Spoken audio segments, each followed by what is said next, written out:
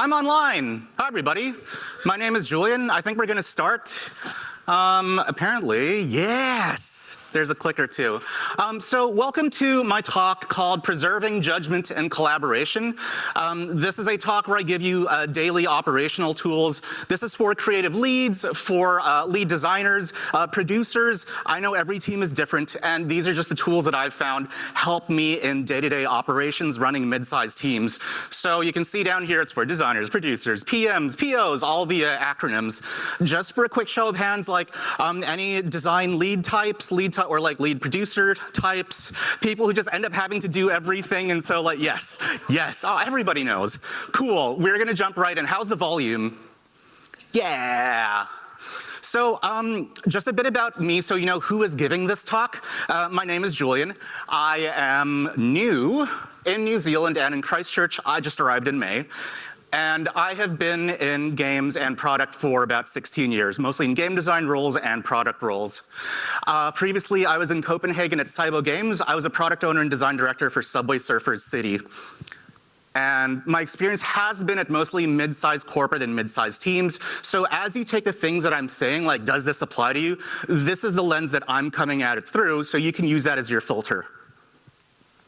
Some of the other games that I've worked on that you may have played, I don't know if I block your vision down here. I've worked on Hello Kitty Online, Armory and Machine, Bingo Pop, Heroes of Order and Chaos, a couple more. Has anybody played any of my games? What? Which one did you play? Wow, I need to ask you questions. That's amazing. Cool. So these are some of my lovely past employers. Do we have any like Game Lofters in the house? I know there were a lot of like, there was Game Loft in Auckland at one point. Really? How do we not know this? Cool. So let's just jump right in. Please use my experiences and use your filter to see what applies to you. So why are we talking about preserving judgment collaboration? So this is a talk about productive team dynamics. And in my experience, assuming everybody else is like me, you try to join teams of talented, motivated, smart individuals who are trying to do the right thing with often the same common tools, common principles, best common practices. I've run into the same natural barriers to effective development over and over time, I've found in the same situations, I've found that there have been common solves to these in a whole bunch of points. So I'm just gonna kind of go through them and share them with you. I think that was a gif of a bicycle in a tree, which is all royalty-free. So here's the outline of the talk. We are in the overview right now. I'll take 5 minutes on that. And then to illustrate this stuff in practice, I'm gonna give you a case study of Castle Thief. Now, Castle Thief is a made-up, synthesized game that's been themed and simplified for this presentation, but it is based on a game or games that I have worked on. Once I go through Castle Thief, and I kind of talk about my ideals of how I like development to go, I'll talk about the barriers and then the daily operational tools that I like to use to go through those barriers. Hopefully, and it might not happen, we'll have 5 minutes for QA at about 11:10. Does that sound good to everybody? Yeah, you guys just made noise, so now I can drink. So let's start. What do we mean by judgment and collaboration? Big old words. When I talk about judgment collaboration myself, I mean this specifically. In terms of judgment, it's this dynamic when anybody on your team, it doesn't have to be you, like it should be anybody. They can see something, they can make a judgment, have a reflex, have an instinct, they think, this could be better, this is not so great, this is like, I need to know more about this. And then they can take that thought and engage with the team meaningfully about it. Now, they don't have to act on it, they don't have to do something immediately, they don't have to create a JIRA ticket, but they can communicate this sentiment and spread it amongst their team and use their judgment. When I talk about collaboration, oftentimes after this moment of judgment or like, development instincts really is how I think about this. They can take this to the different disciplines around their team and start working on it together. So this is really important to me because if you're thinking you're gonna get in a room with like 6 game designers, that's a lot of fun. But oftentimes I find that that's not where the real magic happens. So when a team has both, my thesis, judgment and collaboration, great things happen, which is one dynamic in particular, being the team responds to reality and fast. How abstract, Julian? Are you going to explain this? Why, yes, I will. This is the case study for Castle Thief and the Moat Bridge to tell you what I see when teams perform really well. And I'm going to do it with stick figures because my iPad was in a shipping container when I wrote this. So, Castle Thief. This is our case study, Castle Thief. Again, it's a made-up game, but it is based on real development experiences that I have had. What is Castle Thief? I'll keep this simple. Castle Thief is a game where you are a thief. You break into castles. You find treasure. That's Castle Thief. It is a 3D game, and you must platform, jump, dodge hazards, navigate. Cool. If you play like Mario or Spyro, just imagine like a 3D platformer. You can imagine Castle Thief. And you die if you touch a hazard. Really, really simple. This is all you need to know. This is Castle Thief. Yes? The challenge that we ran into midway through development on Castle Thief was the Moat Bridge at castle number 2. So, wow. What was the problem with the Moat Bridge? We had, different castles. Castle 1 was like the default castle. Castle number 2, we were like, okay, what are cool things we know about castles where like moats are pretty cool? Like, jumping over a moat, that could be a nice dramatic moment. And so in pre-production, we went away, we had like a retracting bridge that would like open up when you were about to run over it. So you had to like jump, you soar over water. And it's like a nice dramatic moment to get from point A to point B. And we were working on this. The bridge was over water. And now we were in production, and this was giving us a couple of problems. Why? So, if you remember on the previous slide, if you touch a hazard, you die. If you fall through the bridge and you go into the water, you die. We had some known unsolveds when we hit this. Number 1 was a consumable. This was a free-to-play game. We had a mana shield that you could actually buy for like real money, and you could use a mana shield. Usually, you could pop the mana shield, hit a hazard, I'm fine, you continue on where you were. Now, the problem was that naively, you would be down in the water, you would trigger the mana shield, you'd be like, I'm fine, but you're still in the water, and then you would die. This was not super great, especially because you could pay for this. That would be like, not respecting the player's money. This is not a free-to-play talk. So we said, okay, fine. What else are we butting up against? We also had another consumable, which was related, like a checkpoint consumable. If you bought this before starting the level, then like when you died, you could start the level again, but further forward. Related to the mana shield, but slightly differently. So we said, okay, cool, we can't just fix the mana shield. Like whatever problem whatever solution we come up with needs to address like this entire experience. And then we had one more problem that we were running into that's relevant for this this case. We had a death animation where every time Castle Thief hit something on land, he had like this cool little animation where he would die, and it looked really jank on water. Like if you died on water, we needed something new. And our animator at this point had been, I can't remember, he was like sick for a little while. He was also like really overloaded, and we were kind of like sweating on like, can we ship this feature properly? So that's what we were butting up against. When the team went away and started working on it, we were like, we have these problems with the consumable. The solution that was kind of hanging in front of our heads or in front of our minds was having this like safe zone and respawn system so that like if you had the mana shield like and you died like somewhere that was illegal, like the game would remember where you were and respawn you, which in most cases was simple.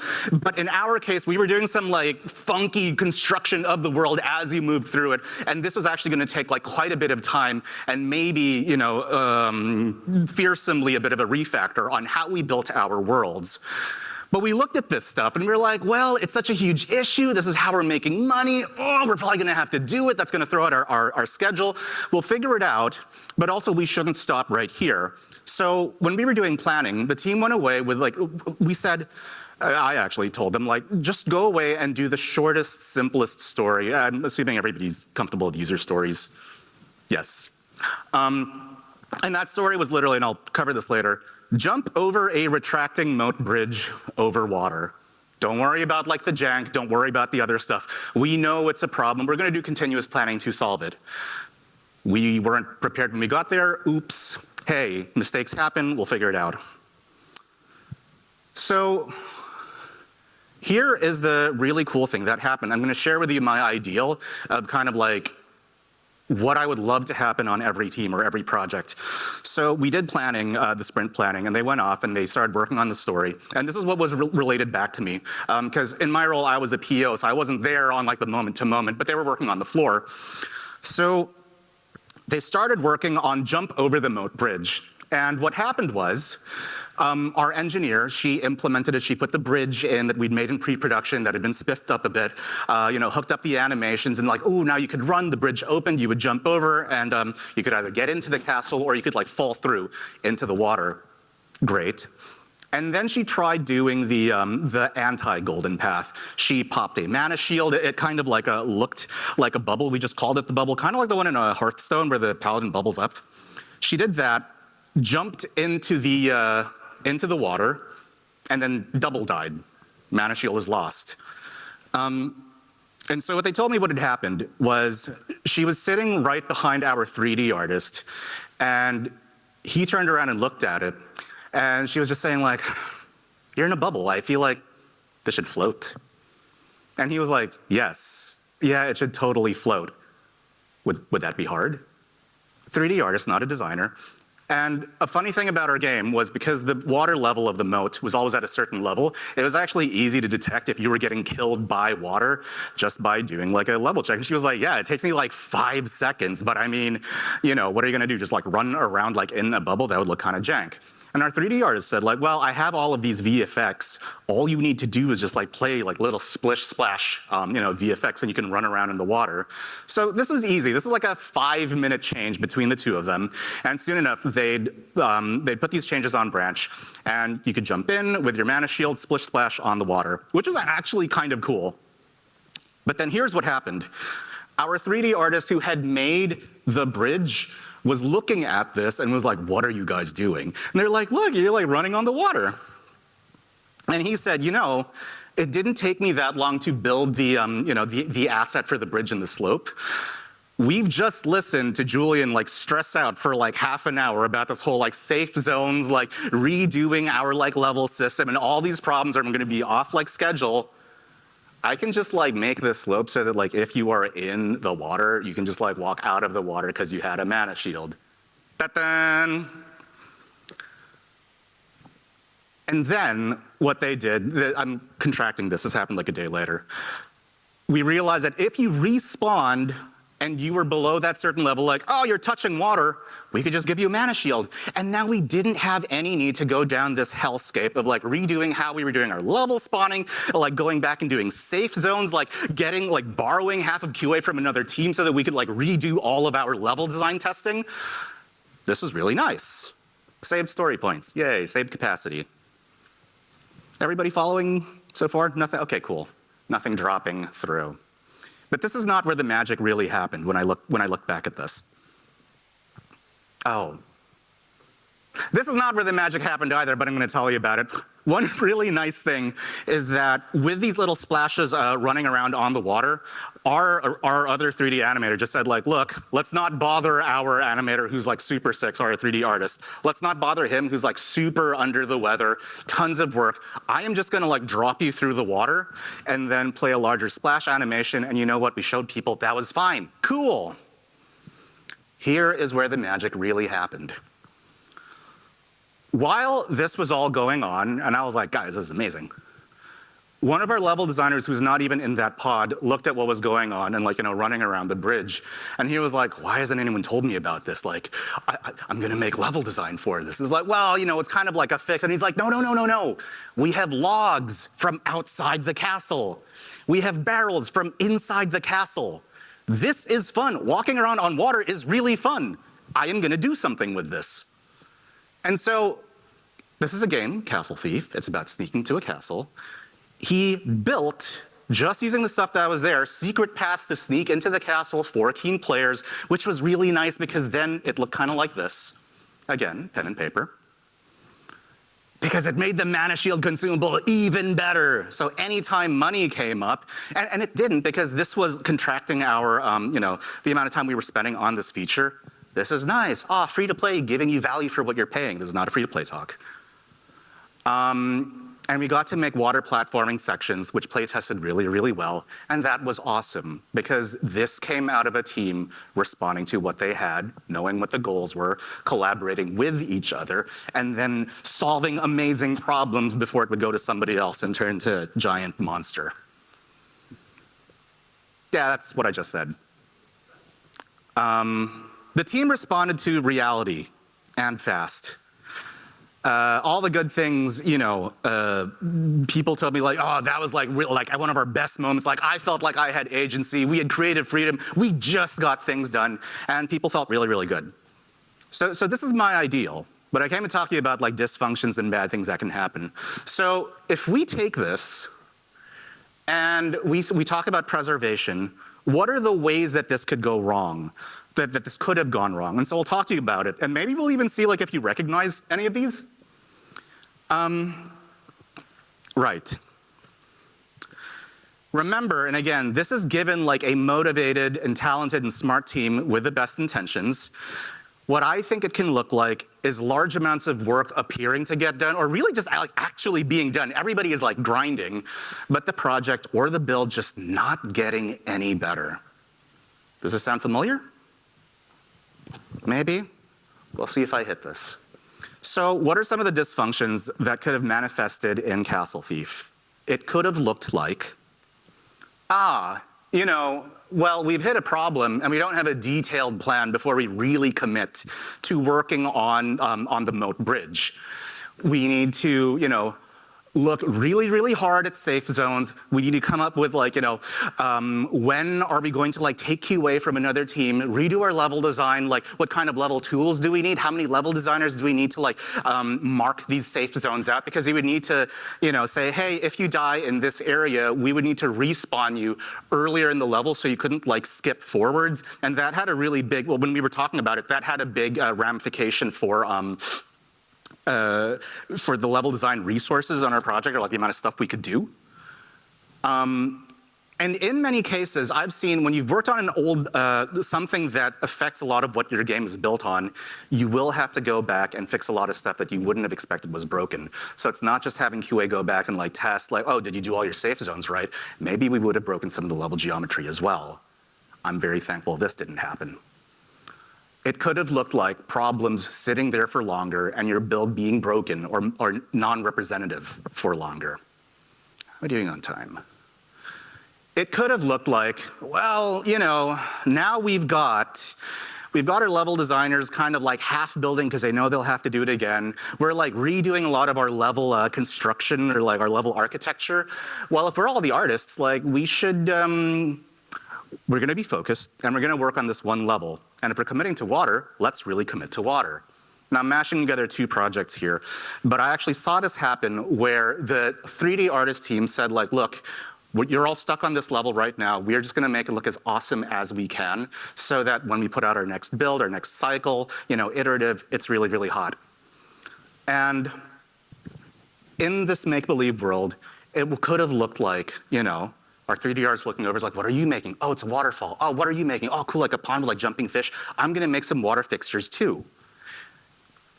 And in this kind of negative world, no, I'm just gonna talk about that other project. We had all this amazing stuff going in, but when it finally came time to test it on our target device, it did not run well. We would have needed to do optimization, or we would have needed to cut the 3D stuff. And at that point, I remember us going like, well, we don't want to lose all this work, but it's also like we can't like push the schedule, and everybody ended up crunching for about 2 weeks. For something that didn't actually make the game that much better, even though it was very nicely made 3D stuff, very like, the water was fantastic. If I look at that, I don't know if we actually needed that. So it could have looked like this kind of like discipline running where you're making like excellent art or excellent design, really robust engineering stuff that maximize your output but did not make the game better. If it sat there for long enough, everybody is off on their own, vectors, maybe I would come along. I've been staring at this for so long, and the mana shield is blowing out. I'm just like, guys, like, you know, the build's failing again, and like, we need to do some kind of play test soon. Like, that's what we promised. Is destroying consumables really an issue? It means you just have to buy another mana shield. It's not a free-to-play talk. And all of these other dysfunctions where, you know, the team will be playing it. It's been sitting there for so long, and they know it's broken. But it's so broken, surely somebody else must know about this, and somebody is fixing it. Nobody's fixing it. Has anybody? Yeah, I can see like one smile there. Some are frowns. That's, yeah, it's, well. And when I finally look at it, I was like, well, you know, it was just there for so long I got used to it, which is something that happens. It could have looked like deference, bottlenecking, longer cycles, and actually, let's put this in a chart. Looking like that. That's the desync loop.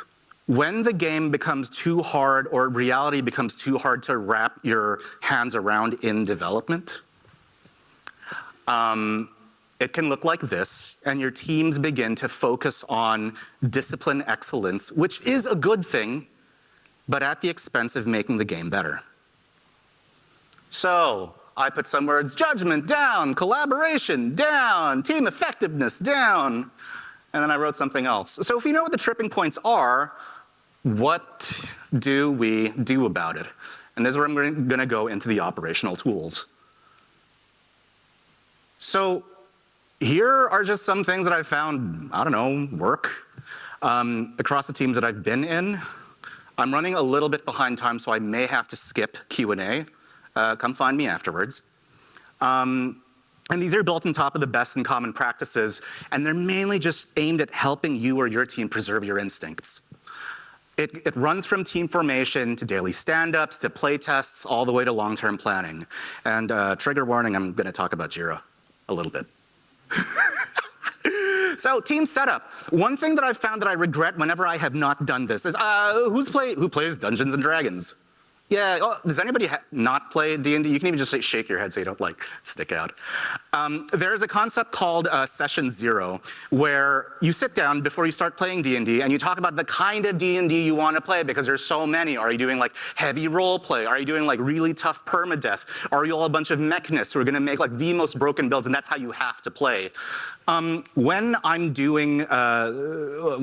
forming a new team, it's really important to talk about what kind of development do you want to do. And in particular, I really want to talk about teamwork and flow. So what are your ideals? How do you like working? How much of a plan are you comfortable with or without? Because some people need like a lot of structure or very low uncertainty, and some people thrive in the problem space. When I look at planning resolution, I look at it as a moving target. What I really want to know is this person who's joining the team comfortable with planning being a moving target over the lifetime of the project and over how close a feature is coming towards you when you're about to work on it? Because managing this resolution helps you collaborate rather than everything being completely laid out in advance. Does that make sense? Yeah. And then to repeat with each joiner on your team, every time you add new people to it. One thing that I've found is that I've tried mixing team members with different philosophies, like the person who does need a lot of this, like, yo, tell me what to do, and I'm gonna build like something really robust for you, with people who are more comfortable existing in the problem space. Because often what happens, like, this is actually work. It's work to figure out how do you tackle your goal and the best way to do it. And one of them is just going to say, tell me what I do. What do I do? Just tell me what to do. And the other person is going to have to do that work of figuring out what the other person has to do. And that is a huge mental burden. They will burn out. Or they'll be pushed to, it puts undue stress. So I try really hard to separate them at least into different pods on the team if we're in the situation.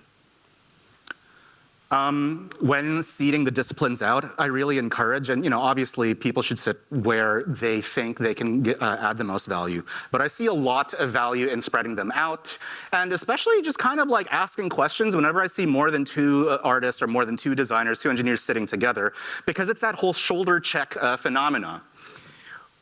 Given the, when I was talking about like the water fixtures thing, literally what was happening is, one of the artists would be like, oh, what are you working on? It's like, oh, that's a waterfall. Oh, that looks really good. Oh, what are you working on? Like a river with like jumping fish. Oh man, that's like, I gotta work on something just as good.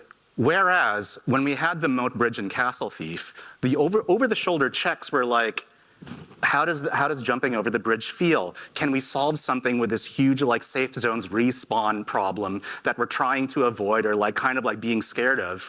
How do we make the game better? And what do you know? What do I know? How do we come together to solve it?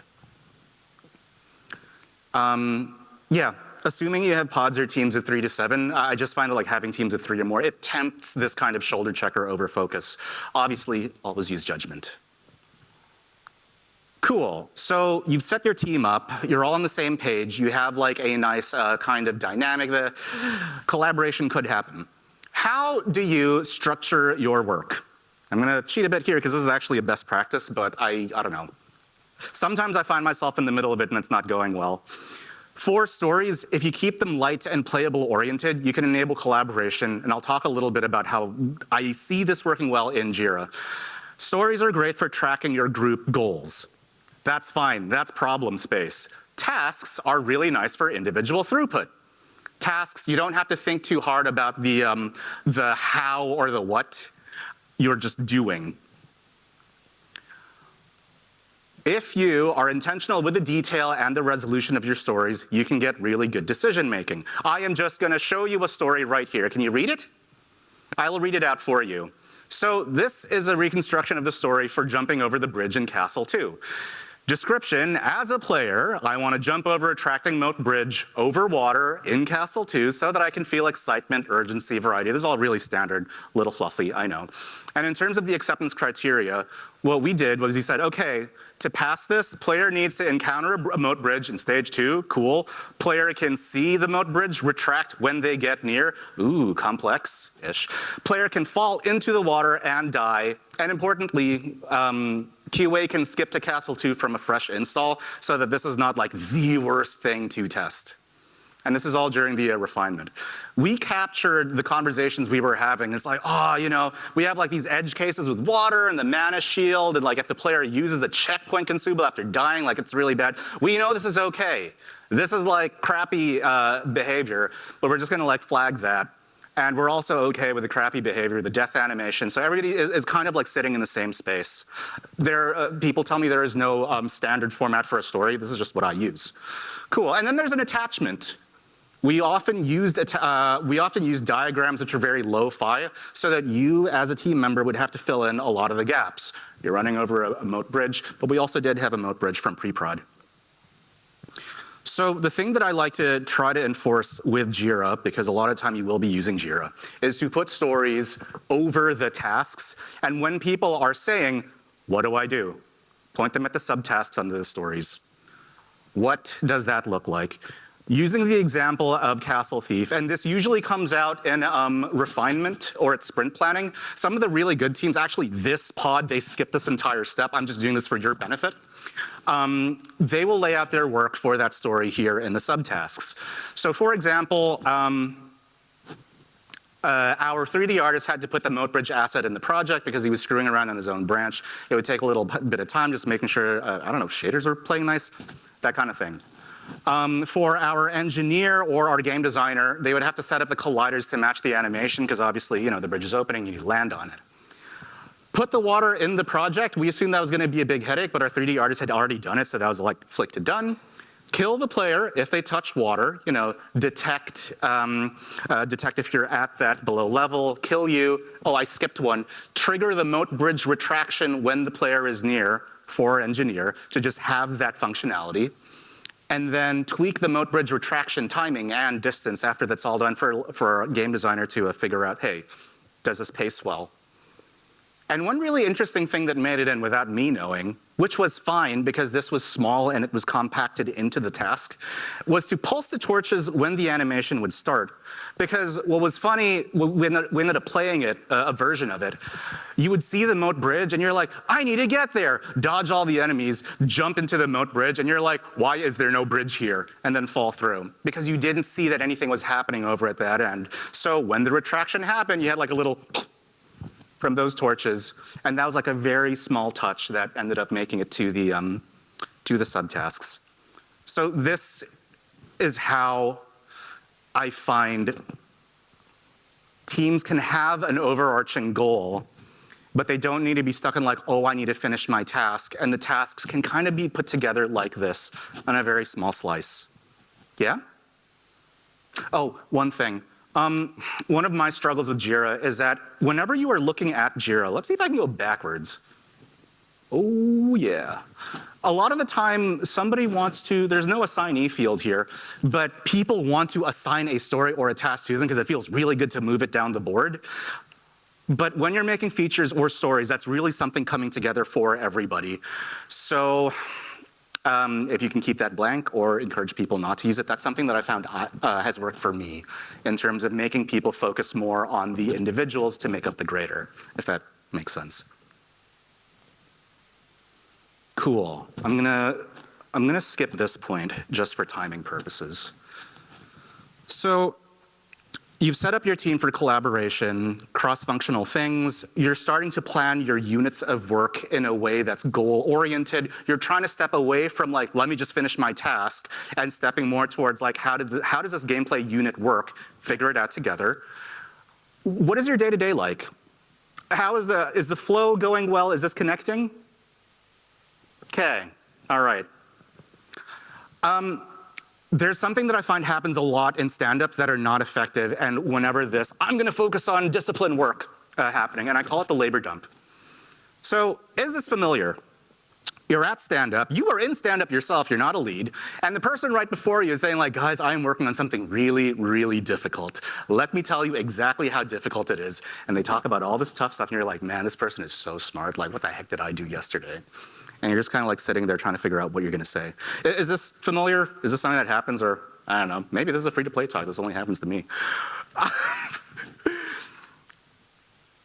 So I found that this does not move your ability to collaborate forward. In fact, it can kind of make you scared and make you think, well, God, that's an amazing waterfall. I need to make my waterfall bigger. Stand-up is an excellent place to find out if you can link your work together, if your current or your next work is close to the goal, and to find ways to get there. Now, ideally, you're trying to assess, plan, and coordinate for the day. This is like from the book. But otherwise, you can use this as a fail-safe in case none of this stuff happens throughout the rest of the day. Ideally, you should be doing all of that stuff, not just at stand-up, but often this is what I see happen with stand-up. Unfortunately, it is convenient for doing those things like if they're directing it to a lead or a manager saying like, look, here's my status update so you can keep the project in line. Or you're proving your worth, you're like directing it to your discipline lead, like my design is going really, really well, this is how hard I'm working on it. And I find that if you don't do anything about it, this is where all of my stand-ups have tended towards. So, what do I like to do? I do this thing called walking the plank. I'm sure people do it already. Do people walk the plank? Yeah. You walk down the board and talk story by story that is WIP or has moved since yesterday instead of going around member by member. And one of the nice things about this, like if you're not using specific assignees in Jira, this does get the team more of hey, this initiative is moving. How do I just contribute to it versus I will make a waterfall, or I will make a level design chunk. So here's a Jira project I made just for this presentation. This one's easy. For review, QA looks at this. It's someone familiar in-game. It's like a pet equipment hybrid system. They say, look, I need to close this. I need to test it on the target device. Who has the Huawei? Oh, I have it. Here you go. That's really easy for collab. But if we're taking the jumping over the retracting moat bridge in Castle 2, what would that conversation look like so that you could shift left, work together, do all that good stuff without just fluff, I hope? Our engineer might say, hey guys, I finished setting up all the colliders to match the animation, and now I'm gonna work on this like detection thing. There's like a little more stuff to do. We can't just do like raycast, blah, blah, blah. And then QA says like, design says, ooh, well, I'm gonna have to like work on the timing and everything. Like, can I try out how it feels, like how it runs in game? And she'll say, well, yeah, like this thing I'm working on is gonna take more time, but in Unity, I can just trigger it when the level starts and then loop it for free. So I'm gonna do that, push to branch, and then you can go in and test it. Great. Oh, level design is testing it. QA can jump in and be like, okay, this is like geometry or like, that is moving that you can like interact with and it's like overlapping each other. I would really love to like go in and test this in all of the cases so that I know if we're gonna have like some nightmares later on or not. And now everybody's testing it earlier. Playing with it, doing things, this is really great. This kind of thing should be happening all the time, not just at stand-up. But even if you can just get it happening at stand-up and it is not, I find this really powerful. If you need to be present as a lead, sometimes you'll find people just like direct it at you because you're tall, scary, and bearded. To avoid reporting, helpful things you can say are, oh, talk to your teammates, not to me, or can you tell your team information they need to know to get ahead with their goal versus what you are busy with. I'm sure you can say that, in a nicer way. Cool. Saw cameras. I'm gonna keep rolling. Okay, 20 minutes left. So you're planning out your work. You're doing your work day to day. You're spread out. You're collaborating. You're hopefully getting a lot of like unexpected solves from domain experts, interacting with other domain experts. How do you plan your work for the long term? Like what is stuff that I found works?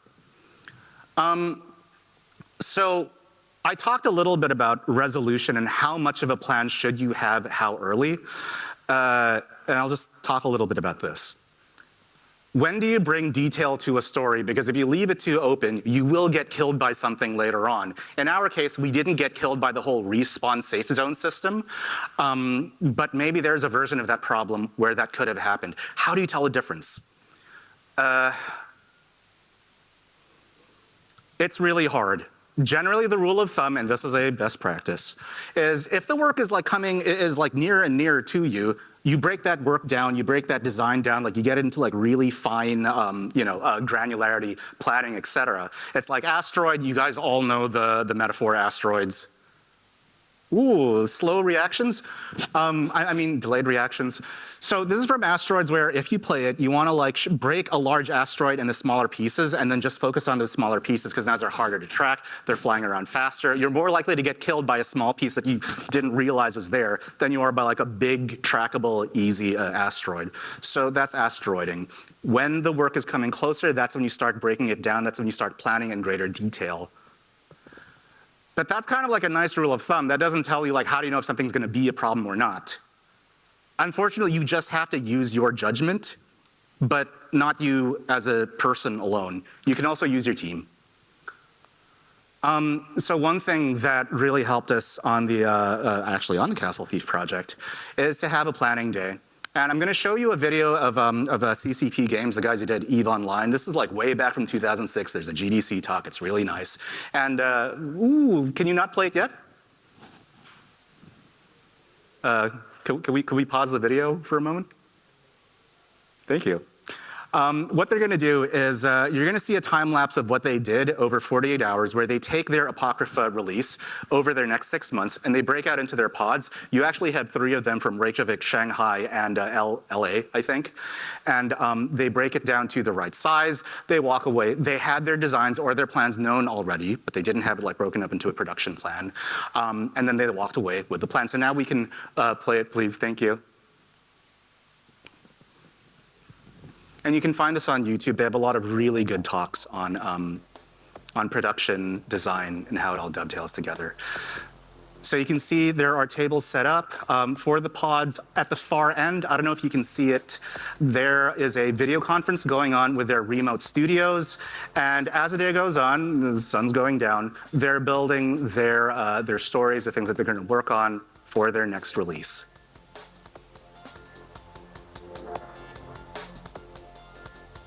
We modeled our planning days off of this, and we would do 3 months and 8 hours of planning, and then we would walk away with plans. Now, one really nice thing that happened to us that saved the Castle Thief project is there was a feature that we were like, billing as like a magical feature, and this is gonna be the quarter where we like got it out, we got it into play tests, and we were gonna prove that it was amazing. The team went away for planning day with the whole design known, and they're like, yo, wait a second. To actually get the first testable version of this magical feature, you can imagine what it is, we would need 6 months. now that we are actually breaking down the work in like a granularity that's close enough. And after those 6 months, we're not even gonna bother because that's so far away. What do? I was sitting there and they told me like, I was just kind of like sweating and my face was going red because we were gonna have to cut this.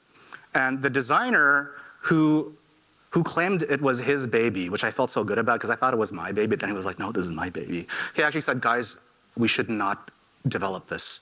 We need another plan, we need to go away. We need to throw out everything we've done over these 8 hours and replan our next quarter. And I just kind of looked up and was like, and in my mind, that saved that project and it moved on because that team had the ability to use each other's judgment and walk away from plans. That's one nice outcome. Let's see if I can get to the next slide. There we go. Once you have that plan, I found it's really powerful to continue this kind of prioritization, reassessing what are you doing by putting the entire plan in one place. Now, let's play a game. Can you tell if I show you this next image, what is the most valuable thing to be working on right now at a story level?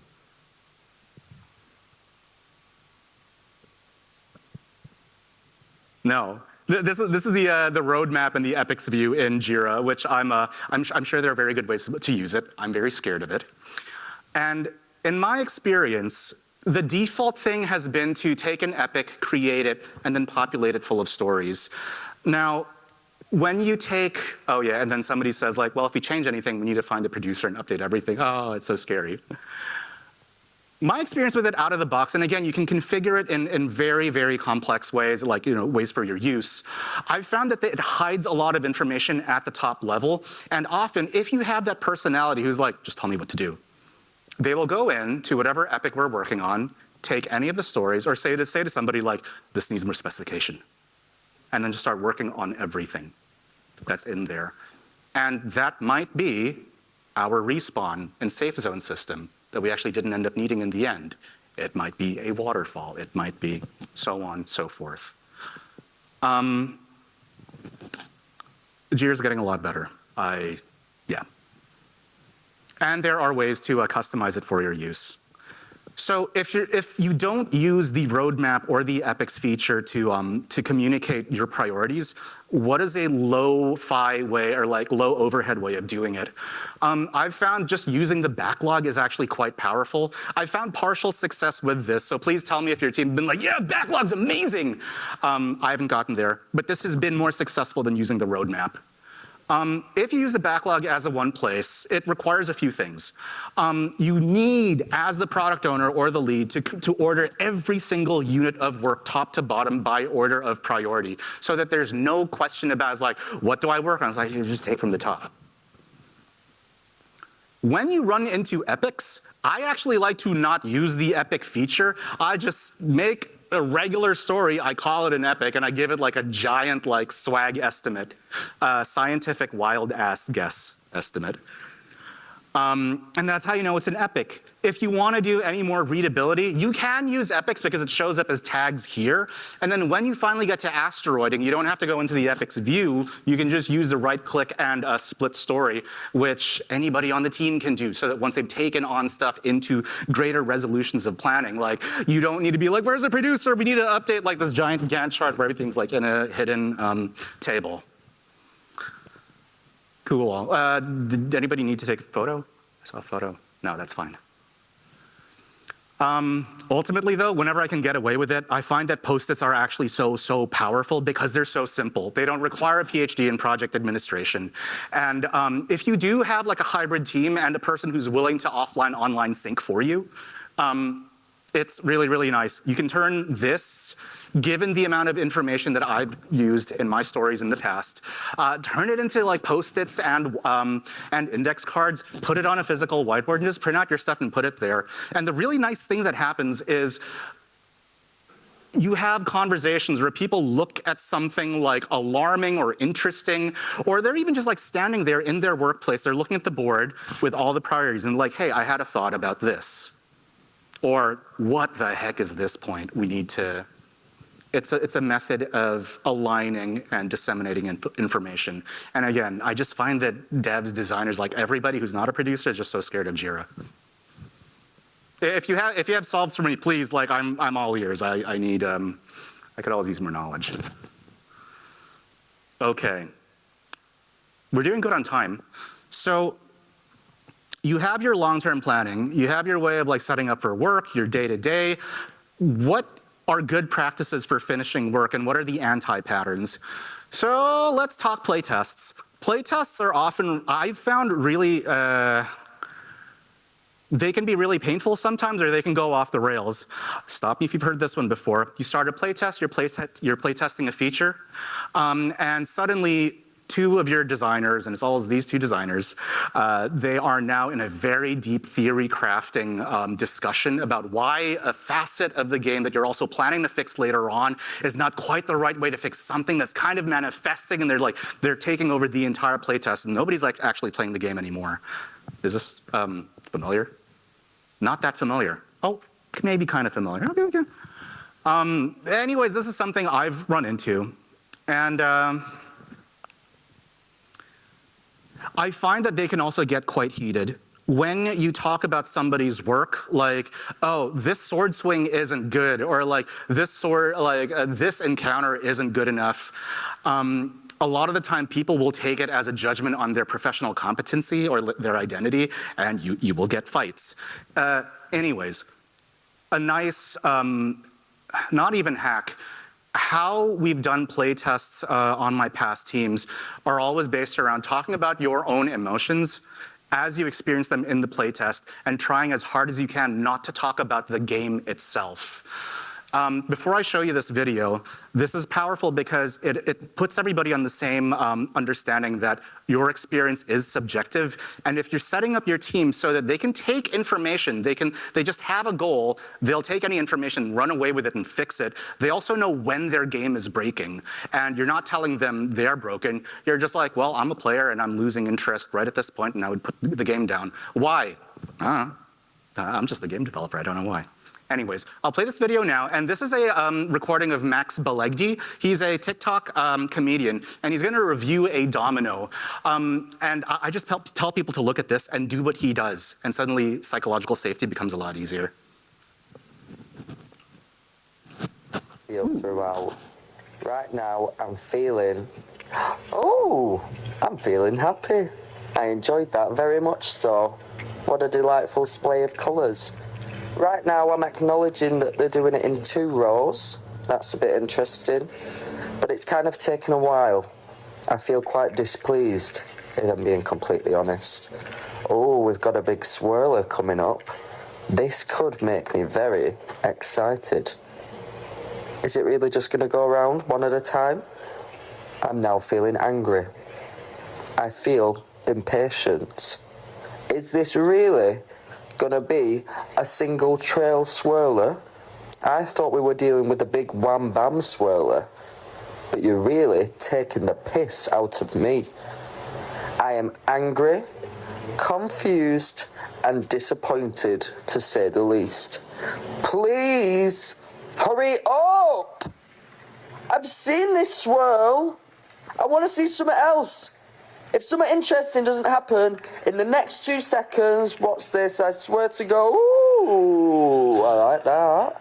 That were a good one, wasn't it? That made me most happy. Now this better lead to something interesting. Oh, we've got a tower fall, tower stumble, tower crumble.